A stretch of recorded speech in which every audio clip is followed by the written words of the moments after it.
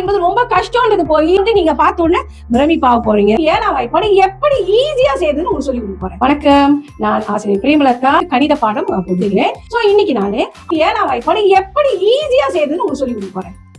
1 2 இங்க ஒரு கோடு, இங்க ஒரு கோடு, சுழியம் 1 2, சுழியம் 1 2 2 3 4. மறுபடியும் ரிப்பீட் பண்ணுங்க. 4 5 6. அடுத்து பாருங்க, இங்கதான் நீங்க பார்த்த உடனே பிரமிப்பாக போறீங்க. இவ்வளவு ஈஸியா 7ஆம் வாய்ப்பாடு. இங்க நாம ஆரம்பிப்போம். 1 2 3 4 5 6 7 8 9. 7ஆம் வாய்ப்பாடு ரெடி. எப்படி தெரியும்? நானு இந்த வாய்ப்பாடுகளில் 8 9ஆம் வாய்ப்பாடு எப்படி இலகுவாக நாம செய்யறதுன்னு உங்களுக்கு சொல்லி கொடுத்துருக்கேன். சோ மாணவர்கள் பெரும்பாலும் 2ஆம் வாய்ப்பாடு, 3ஆம் வாய்ப்பாடு, 4ஆம் வாய்ப்பாடு, 5ஆம் வாய்ப்பாடு ரொம்ப ஈஸியா செஞ்சிருவாங்க. ஆனா இந்த 6 7 8 9 தான் மாணவர்கள் கொஞ்சம் கஷ்டப்படுவாங்க.